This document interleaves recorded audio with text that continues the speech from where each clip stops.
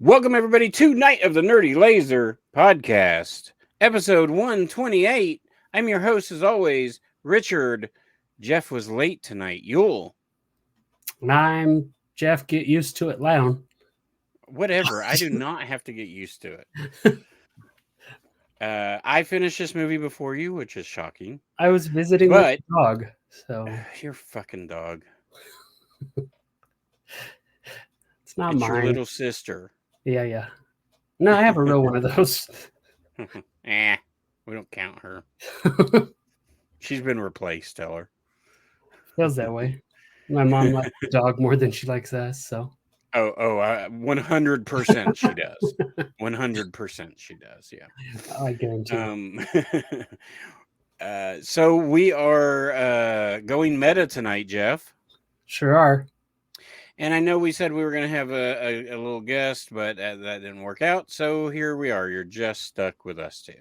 But that's all right, because we are going back to 1994 when I was a junior in high school. And we are talking Wes Craven's meta movie before Scream, New Nightmare. New Nightmare.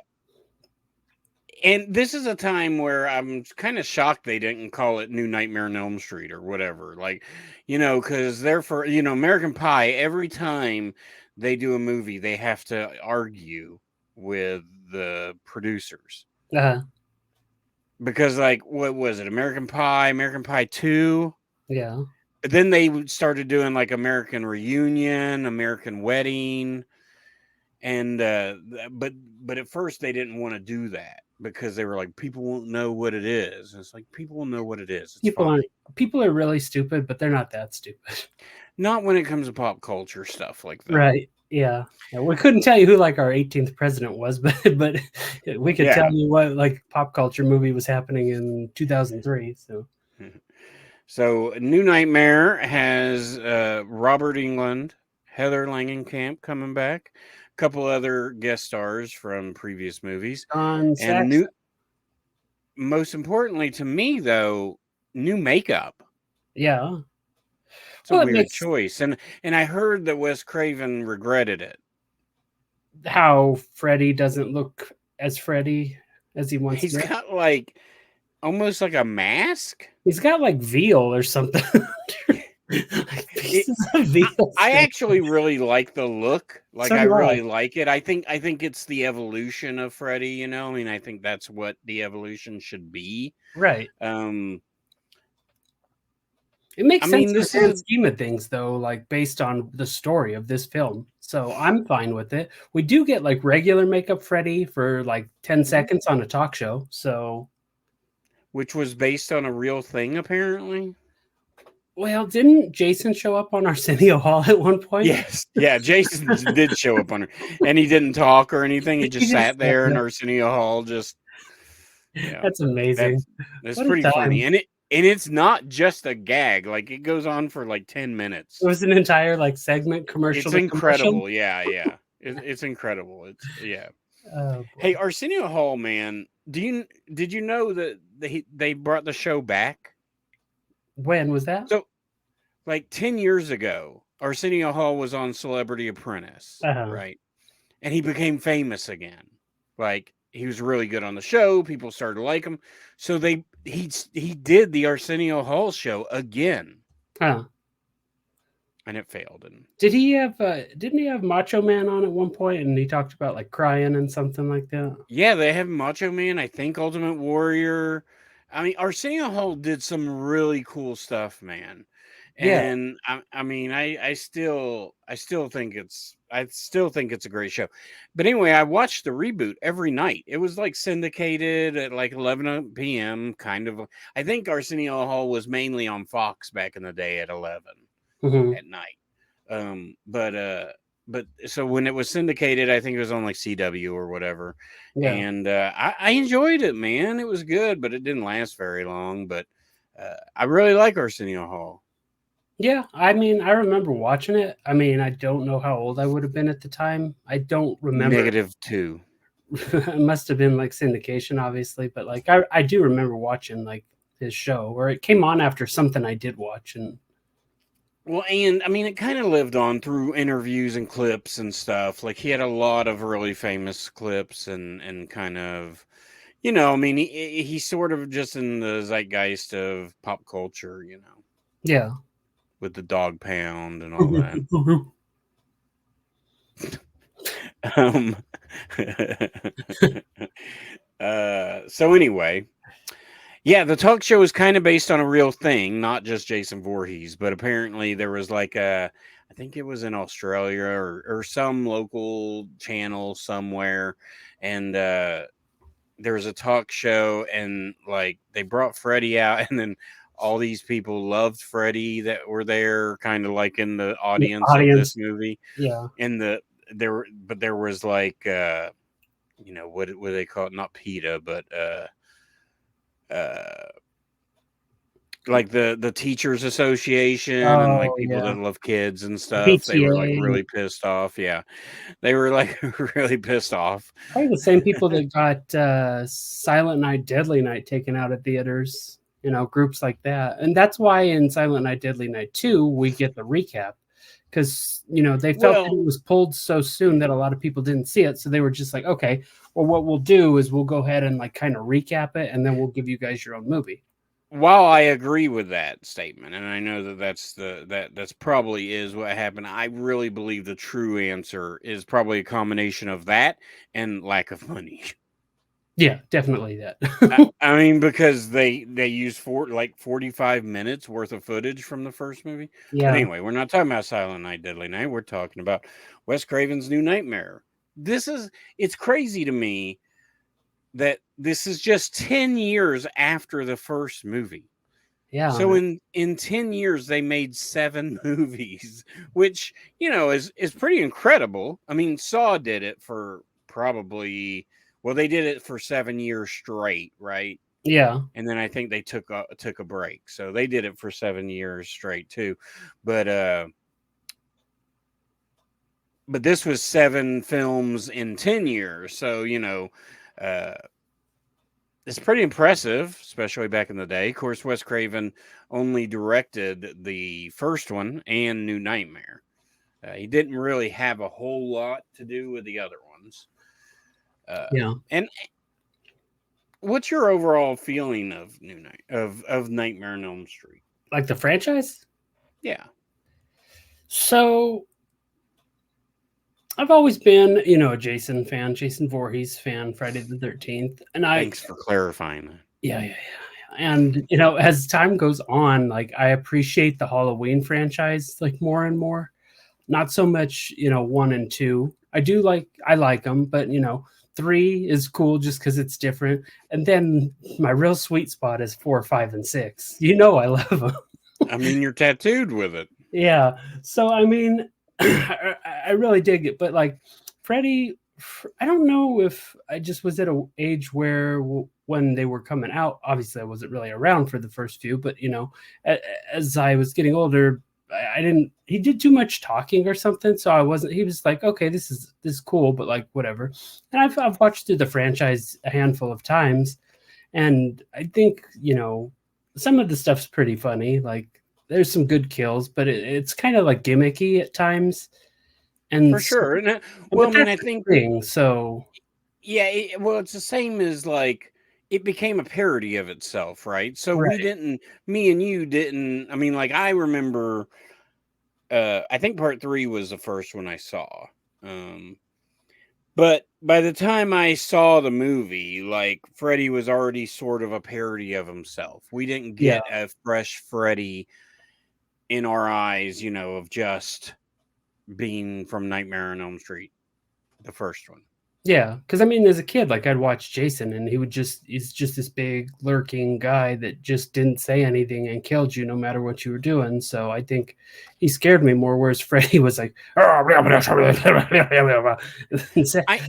that's why that's why I liked Freddy more than the others, because I've always liked Freddy and I've always liked Chucky. They're very similar, right? yeah, I like the funny ones, right. and I mean, like my favorite Freddy is like Now You're Playing with Power and with the cartoonist Is it and the Super Freddy. the weightlifting. Which one's that for? Where she's lifting, Oh, and then the roach. yeah, That creeped me out as a kid, man. I did not like it because that's where they keep running around the truck, and they're like, "Wait, we're just repeating ourselves." And he's like, "Welcome to the Roach Motel." yeah. Yeah, but I mean, and like I said, there's some cool stuff about it too. I don't dislike the franchise at all. So don't like get me wrong there. But like kind of how you're comparing Chucky and Freddy, I kind of put those like I put Michael and Jason like tier 1A, and then those two like tier 1B. So they're still like top tier, but they're just like sub, if that makes sense. Where do you put saw victims wearing buckets on their head? Well, I chain them to a wall that pulls them back. So that a saw Um, blade could like cut their back, or so you think. so funny. God, we really should Oh, I can't rewatch wait. that franchise. I mean, it ruined that franchise I'm so rewatch. glad we did because I love them so much, and I can't wait to see the next one. I can wait. I know you can. Just fine. I don't know that I'll go see it in the theater. I will. You will, but I will. But I don't want to. I don't ever want to go to the theater, but I somehow made it out to go see it. And you still haven't seen Thanksgiving. Yeah, that's true. Which comes out January 30th. All right, well then, it's closer. Closer for me to see it. All right, so New Nightmare, like we said, we're gonna do spoilers on this, I guess, just because why not? And we're mostly a spoiler cast, so just get over it. It's okay. You've seen these movies, and if you haven't, you're probably not going to watch them. So, and if you haven't, you can watch them and then listen to our podcast. Yeah. So New Nightmare, you've probably seen. I mean, I would assume most horror fans have seen it. It was 2 years before Scream. Yeah. Right. 2 or 3. And then, so, I mean, I just feel like this is like as he's writing this movie, he's like, oh, I'm going to do another full meta movie. Yeah. Well, I mean, because is he the like writer on this one, writer director with somebody? Okay. No. It's the credit at the end of the movie says written and directed by Wes Craven. And yeah, it is. Yeah. Okay. So, and then Scream is Kevin Williamson, right? Well, that's true. Yes, Kevin Williamson. But so that's one thing I always get Scream confused for 1995 instead of 96. So I was like, dang, they like wasted no time. So Scream felt like between this and that, because they're both very meta, right? Wes has cameos in both films. This one is probably more so, honestly. Yeah, but the way this one blends it with, a fictional universe, which I like it. I like it a lot. I like this movie a lot, yeah. So the basic premise is Heather Langenkamp is our main star. She is married with a kid, Miko Hughes, named Dylan. If you don't know who Miko Hughes is, you do, because he was gay, most famously Gage in Pet Sematary and Boys Have a Penis, Girls Have a Vagina kid from Cop. And I had no recollection that he was in this movie. I've not seen this movie since 1995. Yeah. Like I told you off air, Jeff. So yeah, he's quite the screamer. And how many times did that phone ring this movie? Man, the phone rang a lot in this movie, man. For the cell phones not existing, there's a lot of phone. Yeah, I haven't had a house phone in so long.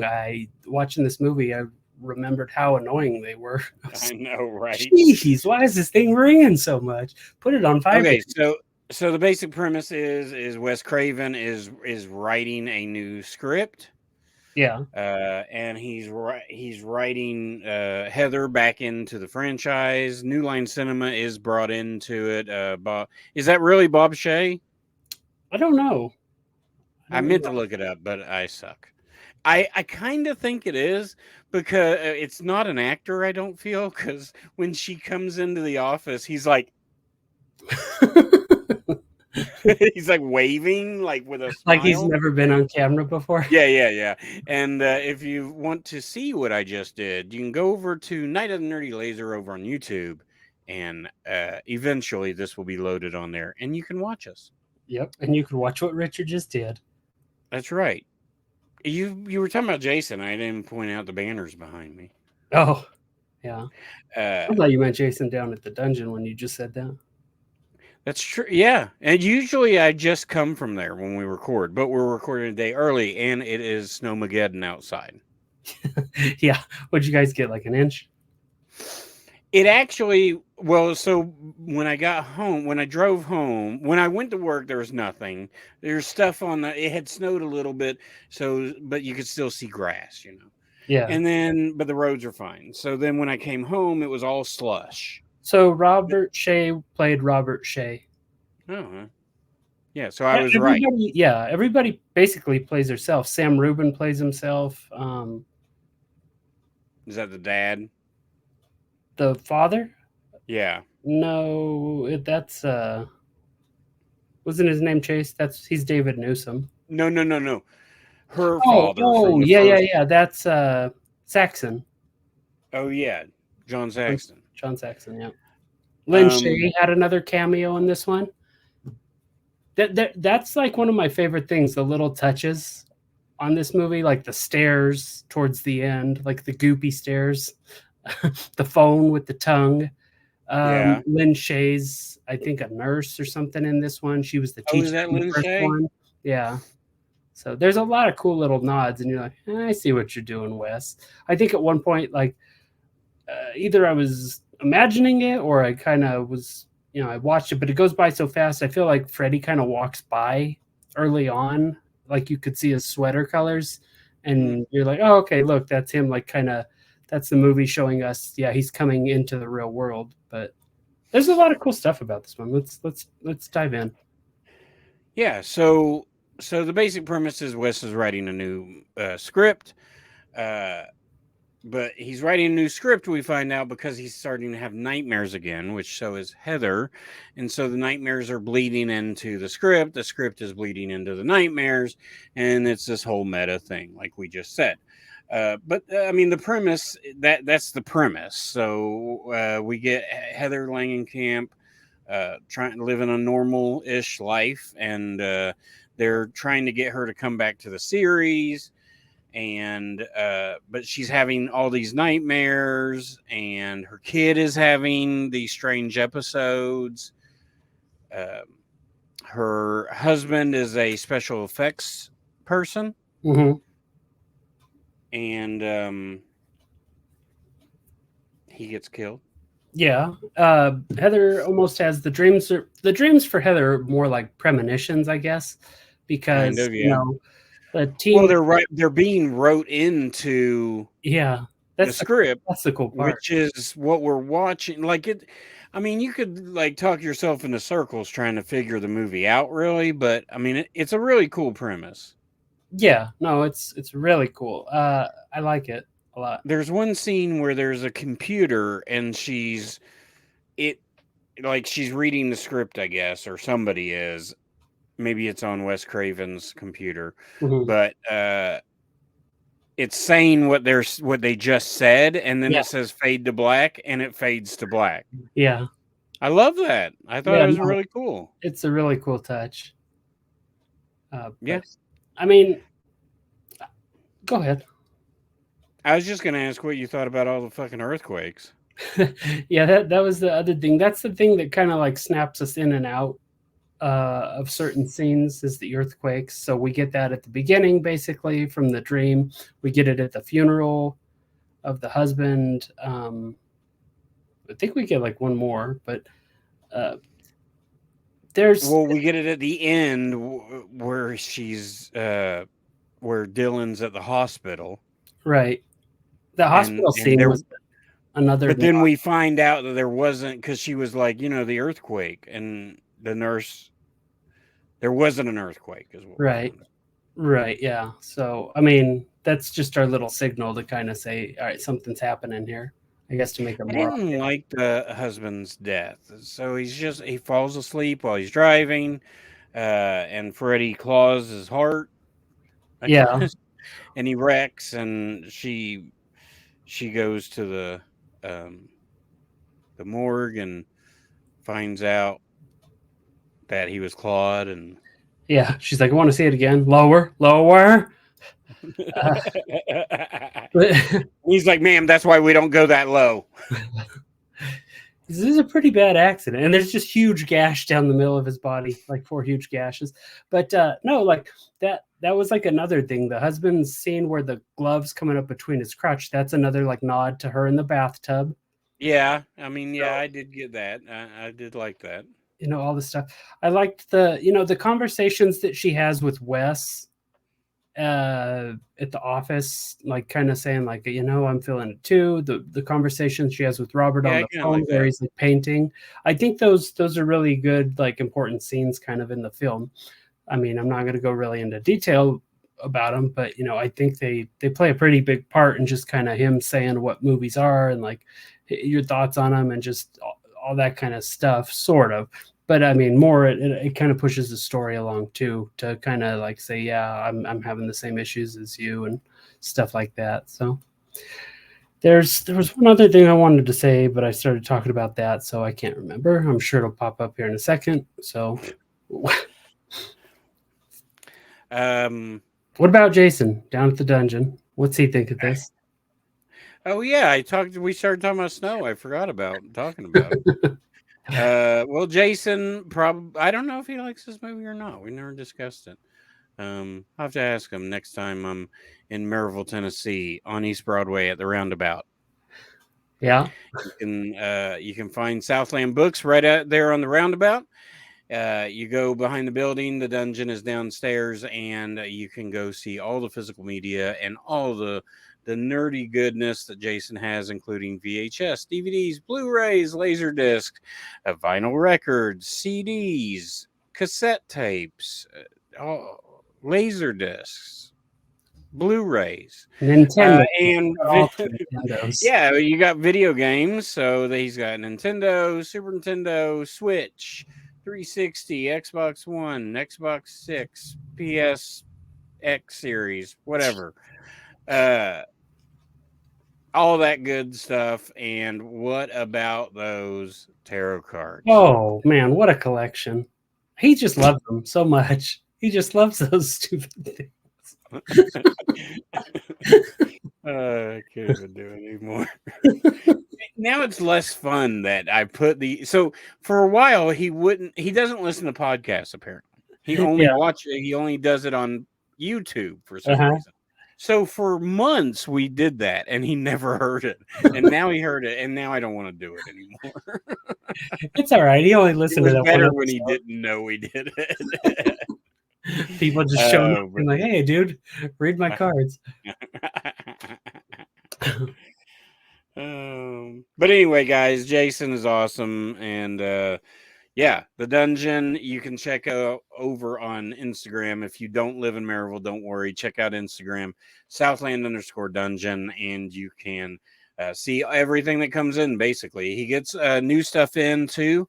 So if you're looking for that hot new Vinegar Syndrome or some full moon, he got in a bunch of sorority babes in the Slime Ball Bowl-rama. I don't know why. It might be because Brink Stevens, Michelle Bauer, and Linnea Quigley are going to all be in Alcoa, Tennessee on May 10th and 11th at FrankenCon. You can find out more about this fantastic old school horror convention, FrankenConTN.com, and you can follow, well, me, because me and Corey from Spooky Dudes are FrankenCon, and we are at FrankenConTN on all social media. So check us out, and lots of cool stuff. Thanksgiving reunion, a Texas Chainsaw Massacre reunion. Ginger Lynn Allen is going to be there. Just great lineup. Brian Brimmer from Pumpkinhead Society and Silent Night, Deadly Night Part 5, The Toy Maker. Whew. Are all going to be there. So check them out and check us out and check Jason out. Do it. You can go to southlandbooksandcafe.com if you want to see the real details about this fantastic shopping center in Maryville, Tennessee. Yes. All right, so here we go. I have an idea. I have one scene that I don't really care for in this movie, and one scene that I really like. And I remember this is what I was. The other thing I was trying to remember was the scene with the babysitter where she goes to the hospital. Yeah, And I she's love that babysitter too. I looked her up and I couldn't pinpoint her from anything, but she's been in a ton of stuff because really I was like, I know her, and yeah, she's been in a ton of stuff. Um, what was she in? That's like recently. She's in something. Of course, she's older now, so she looks a little different. But yeah, I love her character. Tuesday Night. Is that her name? I don't know. I thought Tuesday was from another nightmare, Tuesday's not in that one. Nightmare 4. Yeah, Tuesday. No. The No, babysitter is named Julie. Julie. Oh, there she is. Tracy Middendorf. Yeah, there you go. She's in X-Files. She was in Lost, For Love of the Game. Oh yeah, she was Bonnie in Lost. There you go. Everything always comes back to Lost. It's like we're going back to the island every single week we do an episode of this. But no, that's my favorite scene in the movie because she's like going up and down the wall, just like the first nightmare when Yeah. the girl for the like greaser guy, his girlfriend or whatever, in the room, and the gore probably in that part of this movie is the bloodiest it gets. It's not quite as bloody as the original film, so. But whatever. There's a little kid right there. I'm sure they had some restrictions on what they could do. The scene I do not like. Miko saw. He played Gage in Pet Sematary, so my God, that's Yeah, creepy. that's true. The scene I don't care for, and I don't know if it Yeah. really holds up, is the interstate scene where Freddy's like giant hand. I actually do like it, but I get what you mean. You can't see it really. Yeah, Like, because it's Freddy's blade holding Miko up. yeah. Or Dylan, which so Miko Hughes I haven't seen it yet. I don't know if you can watch it, but he just did a short film called Dylan's New Nightmare. I saw that on IMDb. I didn't Yeah. know what it was, but Yeah, it was like a Kickstarter thing, and I mean, there's some money in it, I think, and I mean, the main star, so I mean, that's cool. that is kind of cool. But yeah, that's the only. But I got you. I mean, I don't mind that scene, but I understand. I just think that like the special effects, like, because it's all like green screen and like it's just very hard to see all that. Yeah, it looks a little off compared to the rest of the film, I guess, and it just kind of takes me out just a bit. But like I said, it doesn't affect it so much that I don't want to watch the movie or anything. What scenes kind of stick out for you, if any? Well, the scene I remember the most, like because there was a 30-year gap in this, because this movie is now 30 years old. So I literally saw it like 28 years ago. But the thing I remember the most is the coffin scene. Oh yeah, that's a really cool scene too. Yeah, I just always remembered that. I remember it being a little longer and like her going down it, but I think I confused that with the end of the movie because that basically happens again. But the coffin scene is really cool. But it is a little peculiar how all this could happen. And like nobody takes her seriously, or nobody is like, we should look into this. Yeah. Like Wes Craven doesn't. But sort of, it's part of why the movie works in a way, right? Because you have John Saxon, who plays her dad in the original movies, but he comes back.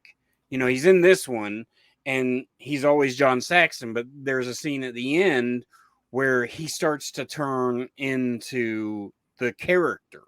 Right. He calls her Nancy. And then he makes her call her. Yeah, it's a great. I think it's a great scene. Yeah, no, that's. I was going to bring that up too, if you didn't. So I'm glad you did, because it's a really cool scene where it's kind of blending the two worlds, and at that point, like as a viewer, you're like, okay, which one are we in? Are we in like her dream world? Are we in the real world? did the dream world finally merge to become the real world? And apparently it did, because we're fighting VLI Freddy at some point here. So, um, yeah, no, it's there's a lot of cool little things in this movie. Like I said, a lot of little nods and stuff, and I really dig it. And it's fun. It's a fun movie, in my opinion. Okay. So let's just talk about the end. It's a very lengthy kind of battle, and that's where the coffin thing comes in. She goes into Dylan's bed, and it becomes this like tent thing, and she starts to slide down it, but then she's like sliding through bed sheets, and then like almost like an air vent, and then You see Rex, sludge and stuff. like slide by Rex. Rex Yeah. just keeps taking hit after hit for this family, just getting destroyed by Freddy. Rex is a stuffed T-Rex, by the way. And then she falls into this. I mean, I don't really know what this is. It's like Freddy's like dream hideout thing, I guess. It's almost like the boiler room. Yeah, I mean, I get it, There's kind like a of. weird fairy fountain out front that they fall into. Yeah. And then I mean, if you were killed by a boiler, why wouldn't you have a boiler, right? Yeah. A giant boiler. Yeah. So basically Dylan is here and she's trying to rescue him. We won't go step by step, but Dylan goes inside the boiler, which apparently has no effect on him being hot or anything, even though there's a fire in there. And Freddy comes after him, and then Cool Heather arm Langenkamp stretch. comes in. There's the cool arm stretching scene where his arms. Very cool arm stretch scene. I forgot about that. I did like that a lot. Another nod to the first one. Tongue. We get more tongue in this one than you could ever have before. He's wrapping her up like a mummy with his lengthy tongue. Yeah. And then I love the effect of him trying to eat Dylan. Oh yeah, that's cool. It reminded me of really Trickster. cool effect. Reminded me of Trickster from Brain Scan. Oh yeah, and it's a really cool scene. And we get I mean, look, Miko, I think, does a really good job in this. I mean, to be like, to give him such an important role, and like he's very young at this point. I mean, he does a good job. Yeah, he does. It's really good. And I mean, in the hands of another kid, it could have been awful. But he does really good, and he stabs Freddy's tongue, and that's what releases it from his mother. Yeah, and they just kind of like toss him in there, and that's that. Huh? House blows up. And then, but so the one thing that I think is goofy, and it doesn't really work for me, is like there's this massive explosion, like this house, bricks are flying, and just massive explosions, and bah, bah, bah, bah. And then it pans to the bed, and they just fall out of it. and I get it, I understand it, but it looks stupid. Yeah, no, I hear you there. I did want to mention this is 2 weeks in a row we've talked about a movie with a boiler in it. So, well, and this is what I mean. We did Deadly Friend last week. Yeah, that was week 1. This is week 2 of Wes Craven mania. Yeah, why is Wes like his boiler so much? I don't know. I mean, everybody kind of has something that he might have grew up with one in the basement, like Kevin McAllister, you know. Yeah. So the movie ends with her reading the script. So what I really like is the script is laying in the floor. Yeah. And Wes signs it to her and says, "Thanks for bringing Freddy back." Blah blah. I don't know exactly what it says, but it just ends this meta movie in just such a nice meta way. Like, yeah, you know, no, like this was the movie he was writing. Yeah, no, like, thanks, Heather. Thanks for coming back. We'll see you. Yeah.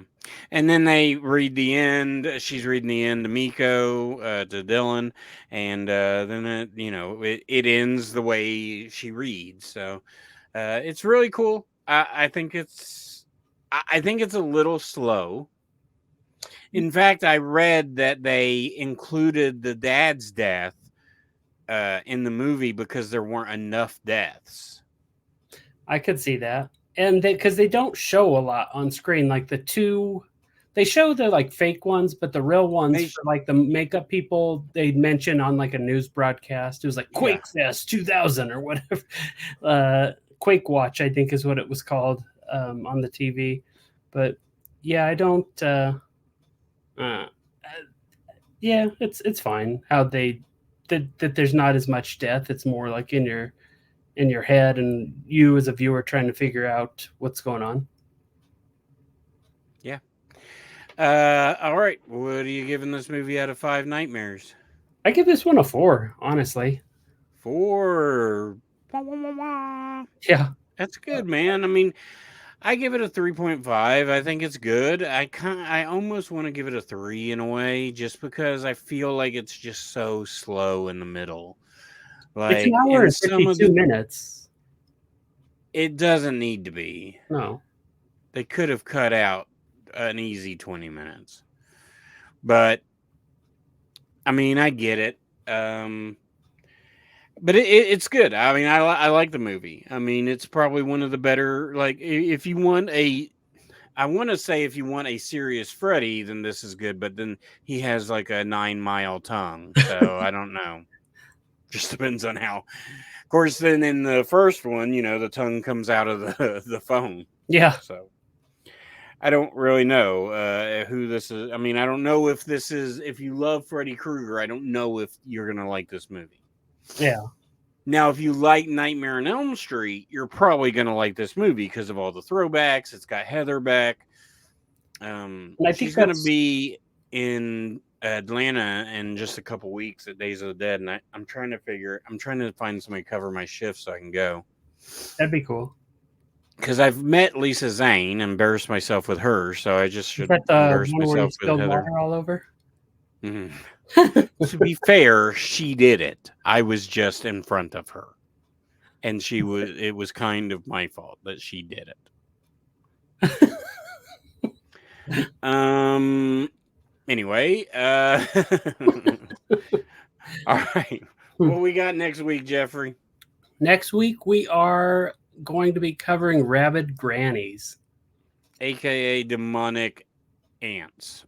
Yeah, not ants. Aka brain dead alive. Les Cannibal La Blisha. Yeah, something like that. It's a French movie from that Trauma got, and it's is it good? I don't know. We'll find out next week. If you like Brain Dead, aka Dead Alive, you should watch Rabid Grannies. So yeah, we hope you enjoyed the episode. We hope you enjoyed last week's and next week's and all the episodes that we do, because if you don't, there's no point of us going on. There's not. So if you do appreciate that stuff, go over to Spotify, Apple Podcasts, Stitcher, any of the places you'd find us. Give us a 5-star rating, and if there's a spot, give us a little review. It helps us out. It's totally free to you guys, and it helps us grow. We want to make 2024 the biggest year for Night of the Nerdy Laser. So in order to do that, we need to get out to more ears and more eyes. And as our listeners, you guys could help us there. Doesn't cost you a thing, and we appreciate it more than you would know. And if you haven't subscribed to the podcast, just go ahead and hit that follow, especially on Apple Podcasts, because Apple cares about stuff like that. Next week, we've got Rabid Grannies. Then on our episode 130, we hope to have my good friend Brian Breaker from TB Toycast on to talk about some horror toys, because that's fun. It is fun, and the world needs fun. What the world needs now. So anyway, that's 130, and we're going to figure out, maybe we'll do a theme for 130 through like 133. Yeah, we could work something out. Yeah. So until then, what should they do, Jeffrey? They need to keep it bloody. Because somebody has to wrap their tongue around their enemies' faces and smother them to death.